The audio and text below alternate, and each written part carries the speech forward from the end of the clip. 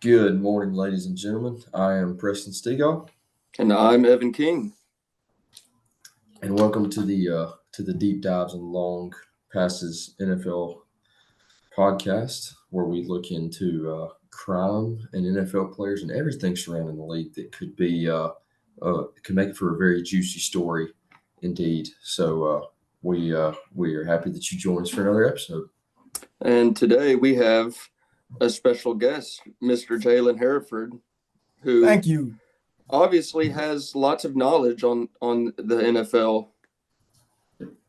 Oh yeah, of course, of course. I almost interrupted you on that, but yes, thank you guys for having me. Yeah, man, I'm a huge fan of the NFL, so I know a lot of its history and whatnot because I'm somewhat fixated on knowing just weird stats and whatnot.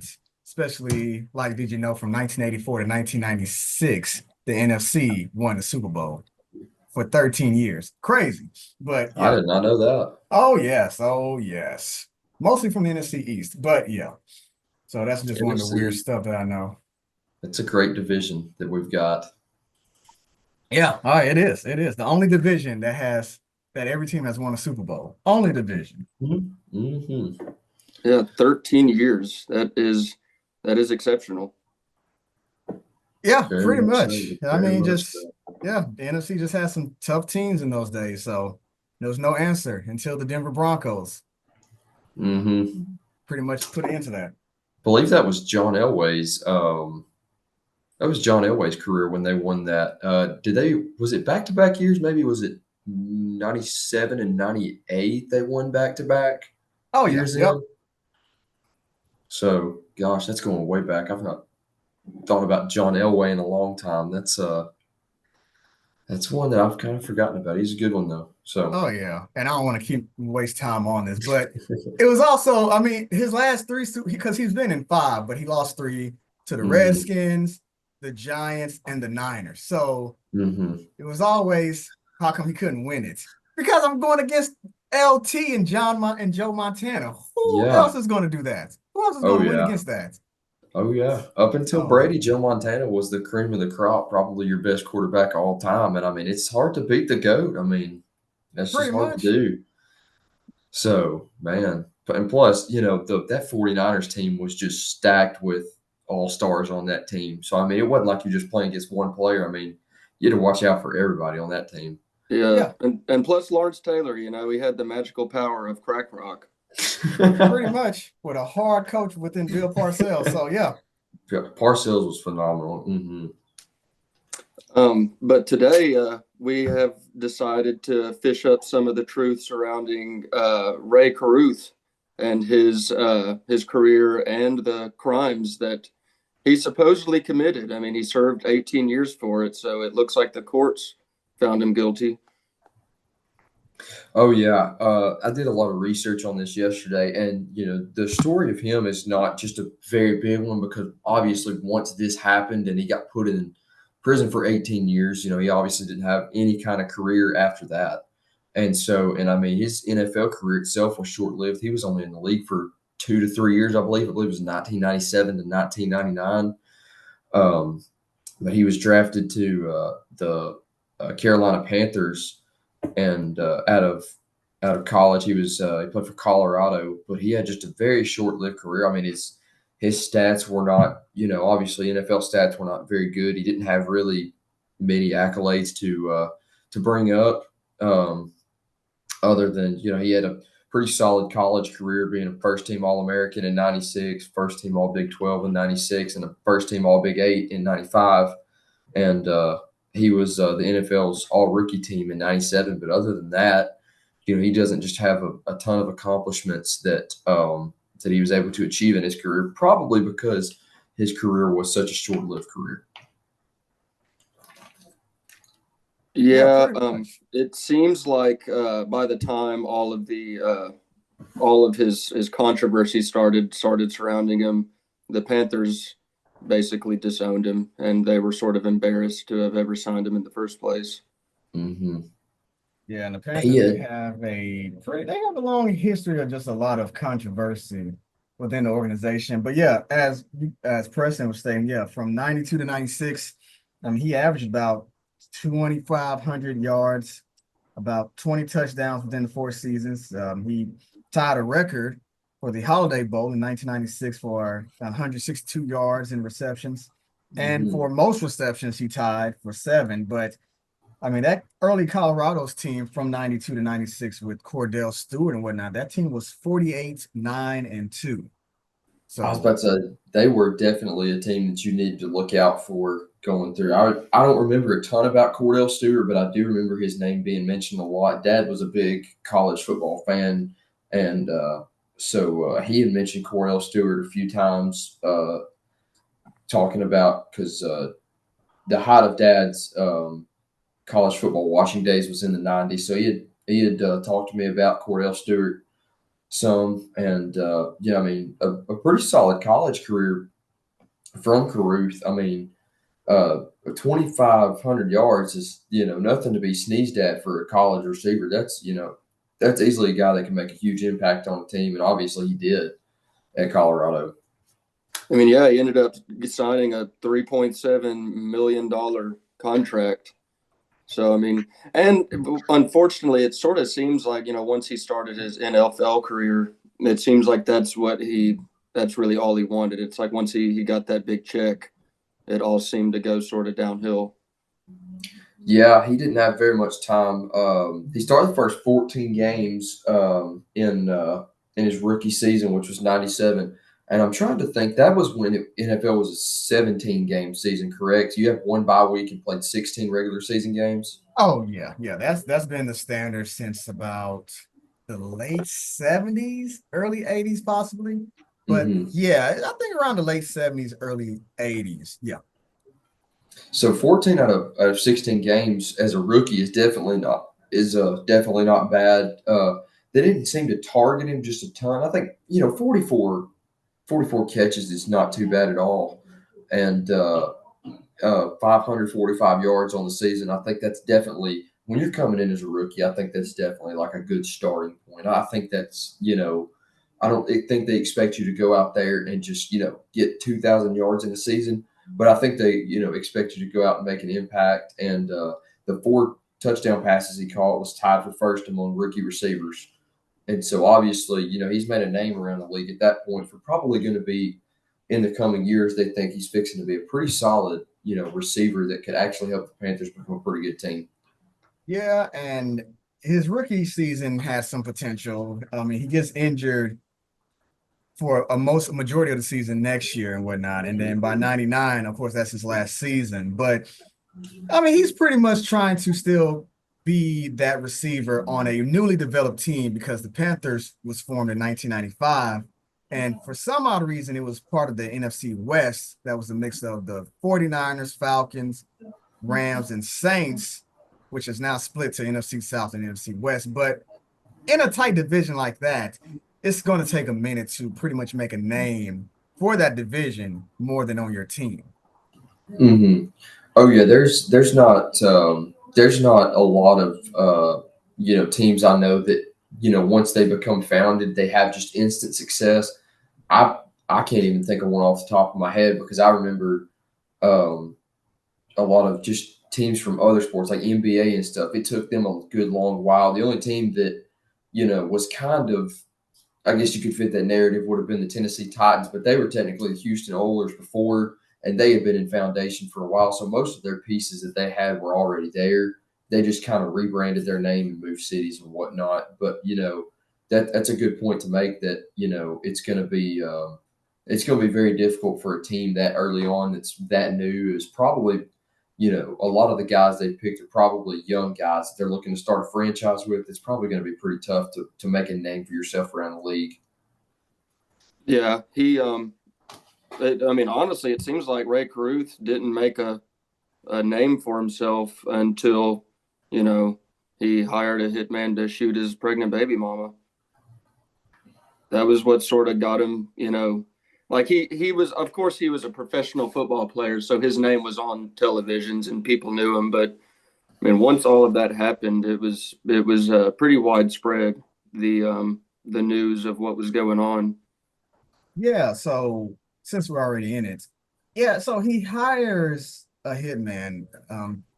guy named Van Brett Watkins to, of course, as Evan stated, to pretty much kill his baby mama, his pregnant baby mama. Hmm. And so he does that, but the baby, um, they did an emergency C-section to where the baby had oxygen, did not have oxygen for 70 minutes, and as a result, suffered a good majority of brain damage and suffered from diagnosed with cerebral palsy. So it is a miracle that might be a miracle kid under tragic circumstances. But the kid is still alive and well, and he's with his grandmother.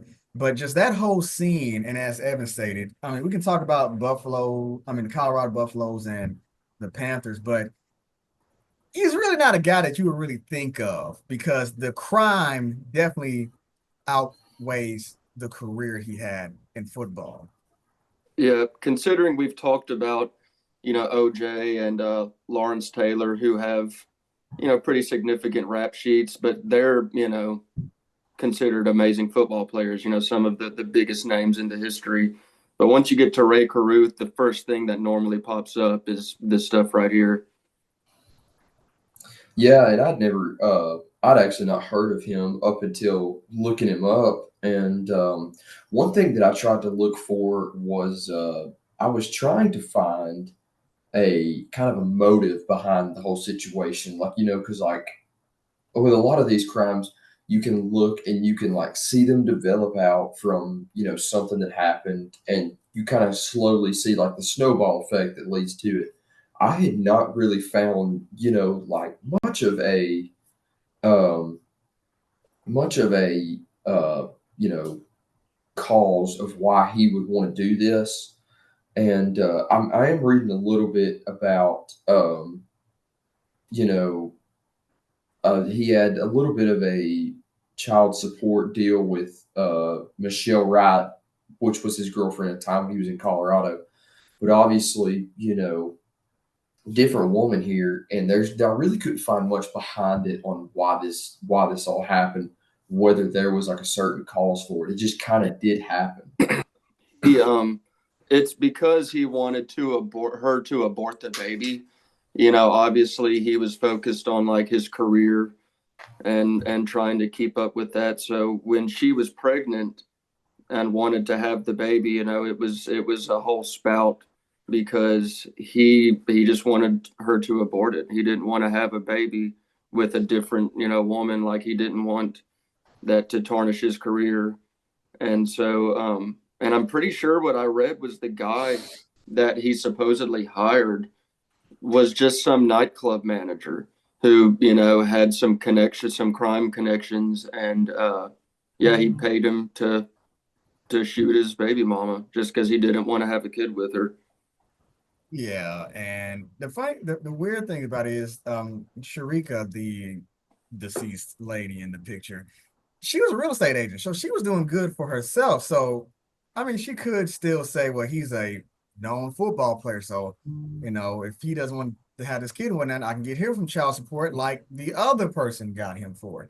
Mhm. So there can be that dynamic too. And I mean, his rookie contract that you guys brought up, 3.7 million, 1.3 million as a bonus. I mean, yeah, that's over the course of 4 years and whatnot. So Yeah, I mean, yeah, that sounds like good money, but then there's taxes, there's paying your agent and whatnot. So I think once again, once he made it to the NFL, he said, okay, nothing's going to stop me from doing this money. Matter of fact, it's all about me, me, me.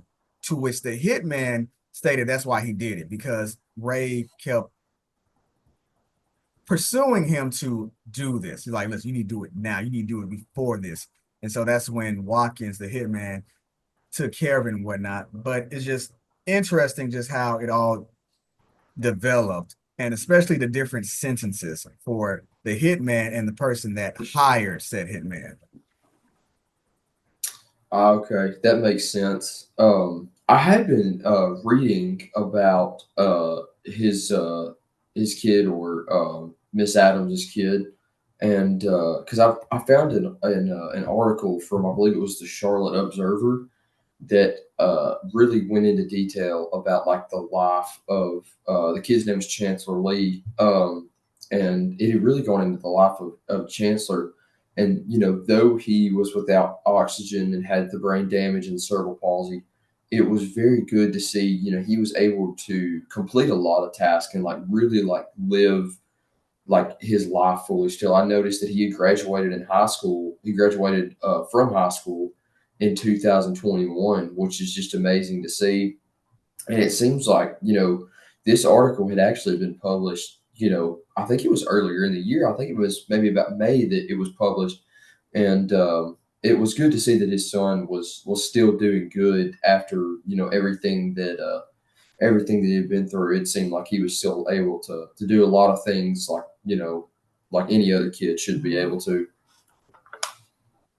Yeah, they wanted to execute Ray Carruth like when all of this was, happening.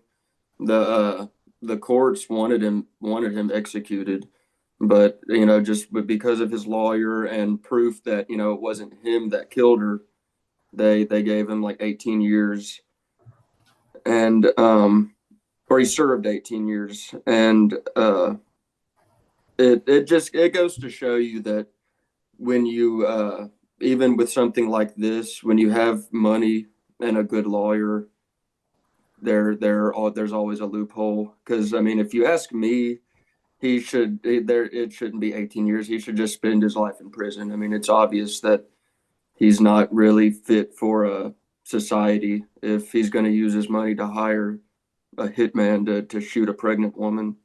Hmm. Yeah, and with that, the hitman, he passed away just last year, but his term was 40 years. And I think Carruth was only supposed to serve 20. So half of what the hitman was supposed to serve. And Yeah. we can say CTE, but this is very early in his career and whatnot. And to me, it's always been, well, got out for good behavior. He's more experienced when he's not crazy. Crazy is you guys driving down the street and watching me eat dog food dressed up like Garfield or something. That's pretty crazy right there. Yeah, Yeah. When you specifically plan for your baby mother to be assassinated, basically murdered, when nobody will see it and whatnot, that's not crazy. That's planned out, and that's more of just a sociopath that needs to just be behind bars forever, as Evan stated. yeah. I mean, that's conspiracy to commit murder. Like so Right. and see, no, that's why I guess, in my opinion, sometimes the guy who does the killing, whoever does the killing, I don't. I'm not as angry at them because I mean it's just money for them. It's just a job. Like I don't know this pregnant lady. Like I'm just doing the job I was sent to do. But it's the person who hires them that you really need to put your crosshairs on because they're the one who planned it. They're the one who had motive for them to die.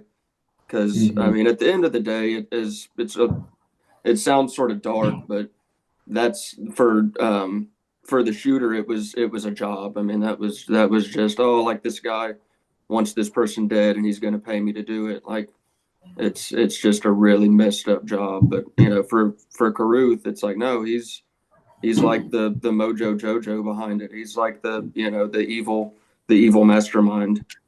Hmm. I had seen in the that article I read from the Charlotte Observer, they had tried to reach out to Carruth about just the whole situation because I believe uh, this year would be the 25-year anniversary of all that. I believe here like next, if she let me see, yeah, November 16th. So um, that's just 3 days away, and so obviously 25 years coming up. They wrote that article. They was trying to go back in depth, and Carruth had declined comment. He really didn't want to speak on it, which I can completely understand from his standpoint. I believe, if I'm right, I read that now he is living in a completely different place. I believe he's married again to somebody different this time, and I believe he may even go under a completely different name than he may go under a completely different name than Ray Carruth these days, um, just to kind of step out from the scene and get away from that, which I can completely understand on his part, because that's just it's kind of hard to like to go out in public and for people to know you from that. And so I can kind of understand where he would want to kind of step that out, obviously, because I feel like he feel like he made the mistake, obviously, and that he wants to change and whatnot. And so I can kind of understand why that's possible. But I think he's completely just living a completely different life now under a new name and with a new family and whatnot, just to try to stay out of the scene. Yeah, and with that, he really has no choice because if he wants to get employed and whatnot, they can do a background check and just type on Google Ray Crew. Yeah, Oh no, yeah, no, get the heck up out of here. Get the heck up out of here. yeah. So, Mhm. I mean, really has no choice about that. And the wonderful thing from this tragedy is that the grandmother, Sandra Adams, her and Chancellor Lee, they go around schools and organizations and they talk about domestic violence and whatnot. And I even think that the Panthers pretty much allows the two, Sandra and Chancellor Lee, to come to the games anytime they want, get on the field. Now, that's cool and whatnot if the organization was winning, but I mean, it's still a nice gesture. It's still a nice gesture, even though the Panthers haven't been nothing for like 10 plus years. But yeah, still a nice gesture. Mm-hmm. Oh yeah. Oh yeah. It's definitely something good they can do to kind of, and of course, you know, going back to this is a little bit different class, but public relations. I think from a Panther standpoint, I think that's something good that they've done to kind of cover up that whole situation. Because I'm sure when that came out, that was obviously not a good look for the Panthers. I'm sure that that was something that they were really trying to, get down and keep out. Obviously, they released him not long after the whole incident happened, and I would say they probably had nothing to do with him after that because of that whole situation. So Yeah, and the Panthers are not pretty much, they are not really, they've been in controversy for various times. I mean, their owner, heck, he just made news just for last year confronting a restaurant owner of having something to do with his name or team. Well, his name, pretty much sell the team and whatnot because you're doing a terrible job. And then in 2000, 1 year after, or just a few months after, there was a player named Fred Lane. He played for the Panthers for about 3 seasons, averaged 2,000, not average, but pretty much had 2,000 yards as combined. But he got traded to the Colts in 2000, and his wife killed him. So, yeah. Wow. Oh, yeah. Oh, yeah. wow. And the crazy thing is, she only served about, see, she was found guilty in 2003. She only served 6 years in prison. I mean, I mean, like they always say, there's two sides to every story. For all Right. we know, he was a piece of crap that beat on her. We don't know, but it sounds like if she only served 6 years, there were probably some underlying circumstances that we might not know. Yeah, mainly self-defense or something like that. Yeah. Oh yeah. So I believe we can go into our advertisement for this week. Obviously, this episode is brought to you by Thursday Night Football, and the game we've got coming up this week is, and this is perfect, absolutely perfect to have Mr. Jalen on here this morning because it is the Washington Commanders at the Philadelphia Eagles, which is absolutely perfect since he's on here because obviously he is a big Eagles fan. Why, yes, I am. And the funny thing is, the NFC North is the toughest division, and you guys have referenced that many times throughout the podcast this year. Mhm. The NFC North is definitely the best division. We have just Eagles and Washington. Cowboys have the potential, but it's been a slippery slope. I personally have more faith in the Commanders than I do in my Eagles because of play calling is more common sense with the Commanders coach than it is with Nick Sirianni. So I believe the Commanders will upset us. Or I don't even think it'll be an upset. They will beat us tomorrow.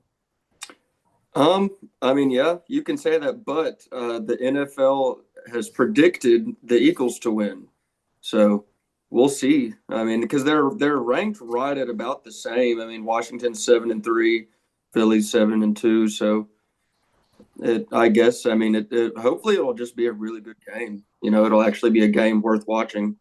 Oh, Looking yeah. at looking at the stats, it's going to be very interesting because the Commanders are second in the league in offense this year, which is really, really good. Obviously, you've had Jaden Daniels come in and just make a huge impact for the Commanders. But Philadelphia is currently second in the league in defense. And so this is going to be kind of one of those games where you're going to see if, Philadelphia steps up and can shut down this red hot Washington offense, or is it going to be like, Philly's defense having an off game? They're going to come in here and the Commanders could roll out over. Now, it is in Philadelphia.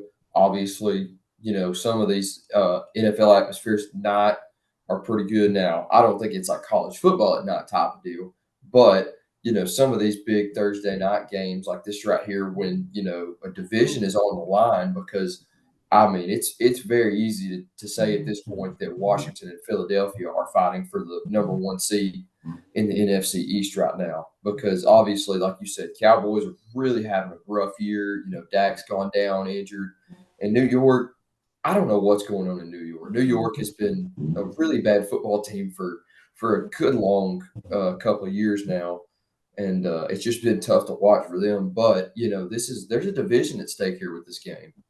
Yeah, no, there definitely is. And I mean, New York, they put more of their stock in Daniel Jones and other pieces than Saquon, which when the coach first got there, I forgot his name at the moment, but when the Giants' current coach got there, they were a top seed team and whatnot. But then afterwards, they haven't done that much. Last year, Saquon is healthy. They're able to do some stuff, but they put more focus on Daniel Jones, and the Giants are doing the worst averaging of passing and rushing it has ever done within like the last 10 years. The Eagles, the Eagles are a great team. Don't get me wrong. I mean, I love my Eagles and whatnot, but I've seen this dog and pony show many times, especially last year when we were about, I think, 9-1, 10-1. And then it just deteriorated every game to the point we got blown out by Tampa Bay. Now, Saquon does make a difference, because without Saquon, we'd probably be in worse shape. He does make the difference and whatnot. But Sirianni's play calling and the analytics of going for fourth down when it's, I don't know, 4th and 15, and you have a chance to kick a 35-yard field goal, but we're just going to go for it. Those things concern me. But I do think it's a high-scoring game. But I like Dan Quinn. Of course, Dan Quinn is he's known for building Atlanta, but he's also known for it the biggest comeback ever in Super Bowl history, 28-3 with the Patriots and the Falcons and whatnot. So there's that. But Jaden Daniels looks like a stud, and all the offensive pieces they have around Washington looks good. And it's one of those to where, yeah, it can go back and forth. And the odds makers does have Eagles winning. And I wouldn't be surprised either way who wins. I'll say that. I wouldn't be surprised who wins either way. I completely agree. I think it's definitely one of those that could go either way. And unfortunately, I just happen to be a Dallas Cowboys fan. Unfortunately, it's not a very promising season. And it's kind of like you had mentioned, the slippery slope and whatnot with us going down for years. And unfortunately, it's sad when the fans can call what's fixing to happen in the season better than the coaches can. But Mike McCarthy's play calling is very questionable. Obviously, Jerry Jones is, in my opinion, Jerry Jones is killing us right now. We should have made some moves at the trade deadline that we shouldn't. And the players that we got, just very, very questionable. Like, obviously, you see Kansas City goes for DeAndre Hopkins. They get DeAndre Hopkins, and he has a great game. The Jets go for Devontae Adams. Now you get Devontae Adams and Aaron Rodgers paired up, which is, I believe, Aaron Rodgers' most targeted receiver. The most touchdowns he's ever thrown to a receiver is Devontae Adams. You see all these, different teams like getting these players at the trade deadline. And then the Cowboys trade for Jonathan Mingo, who is inactive the week that we trade for him. It doesn't even play when we get him. I mean, you just have to question what's going on. And at this point, in the past, we've had the seasons where we have a 12-5 season, 13-4, 11-6, solid seasons. But then we did what the classic Cowboys do, unfortunately, and we get in the playoffs and we choke first round because of horrible play calling and just a lot of different things. And you just begin to question, like, when they're going to make a big change within our organization about, because they've had coaches come in and out, but really like a front office type deal. You really wonder when when it's time to make a change. And I wonder if Jerry Jones will ever realize that he's kind of an issue that needs to be, interchanged and have some new management come in there. Yeah, maybe they need to hire a nightclub owner to shoot him. Oh gosh.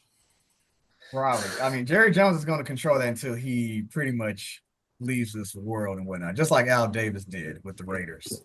And Oh, unfortunately, I'm hoping that if he retires anytime soon, I know that's not going to fix anything because once Jerry Jones retires, his son, I believe, Steven, is in there. And if I believe, it's probably just going to be a passing down of Jerry telling Steven what to do. And I unfortunately have a feeling that when Steven takes over, he's going to run it just like Jerry did. And I have a feeling that unfortunately we're going to have to deal with this for years and years to come.